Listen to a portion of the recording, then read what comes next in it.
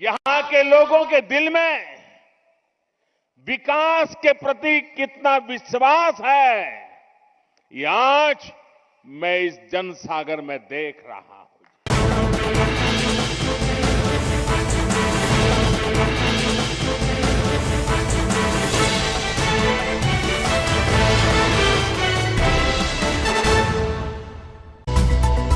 सागर जिले की खुरई विधानसभा विकास की विरासत का इतिहास लिखने पर आमादा है, तो इसी विधानसभा से लगी बीना विधानसभा सागर जिले में बुंदेलखंड के निवेश की एक बड़ी राजधानी के रूप में उभरकर सामने आई है।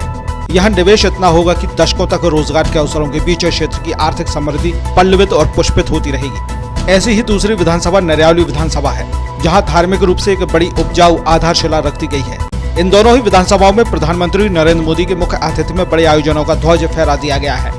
दूसरी तरफ चुनावी वर्ष चल रहा है, लेकिन राजनीतिक हलकों में ये दोनों विधानसभा कमजोर विधानसभा सीटों की फहरिस्त में शामिल हैं। भारतीय जनता पार्टी की ये दोनों विधानसभा सीटें सेफ जोन में नजर नहीं आ रही।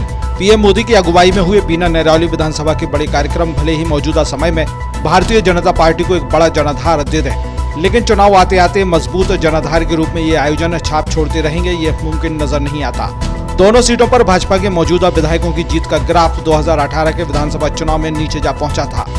बंडा विधानसभा को छोड़कर भाजपा ने अभी सागर जिले की अन्य विधानसभाओं के लिए प्रत्याशी की घोषणा नहीं की है। सूत्र बताते हैं कि सागर जिले की देवरी विधानसभा पर प्रत्याशी के रूप में एक नए नाम की मुहर लग गई है, लेकिन घोषणा नहीं की गई। वैसे भी भाजपा के सामने सागर जिले की 4 असरदार विधानसभाओं के बीच 4 गैर असरदार विधानसभाएं भी सामने, जो कांग्रेस को क्लीन चिट देती नजर आ रही है। देवरी बंडा के अलावा बीना नरियावली विधानसभाओं में भी इस बार कांग्रेस का रास्ता साफ नजर आता दिख रहा है। नरियावली विधानसभा में हुए बड़े कार्यक्रम की चर्चा अब थम चुकी है।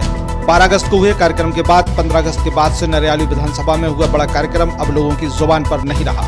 वहीं एक हिसाब से बीना का आयोजन भी सागर जिले में भाजपा के जनाधार का एक बड़ा खाका तैयार करने के लिए था, लेकिन इस कार्यक्रम की सफलता चुनाव आते आते कितनी सफल रहेगी, यह यहाँ के भाजपा कार्यकर्ता और भाजपा के प्रत्याशी ही तय करेंगे। मध्य प्रदेश के मुख्यमंत्री शिवराज सिंह चौहान सहित भाजपा संगठन को भी पता है कि सागर जिले में मौजूदा समय में 4 विधानसभाओं में भाजपा की स्थिति बेहतर नजर नहीं आ रही। देवरी बंडा तो पहले से ही कांग्रेस के पाले में थी और अब बीना नरियावली भी कमजोर विधानसभा के तकाजे पर खड़ी है। इसलिए पार्टी ने इन दोनों विधानसभाओं में 2 बड़े आयोजनों की दखल देकर स्थिति को साधने की कोशिश की है, लेकिन इन विधानसभाओं में भारतीय जनता पार्टी की एक बड़ा जनाधार बनाने की कोशिश होगी और जनाधार लोकप्रियता से ही तय होगा। वहीं लोकप्रियता तभी हासिल होगी जब प्रत्याशी के तौर पर एंटी इनकम्बेंसी से परे भाजपा प्रत्याशी के रूप में बेहतर चेहरा चुनाव के समय जनता के बीच नजर आए। इसलिए जब तक प्रत्याशियों की नाम की घोषणा नहीं होती, तब तक लोकप्रियता का बायोडाटा तैयार करने के लिए मौजूदा विधायकों को चिंतन करने की आवश्यकता जरूर होगी।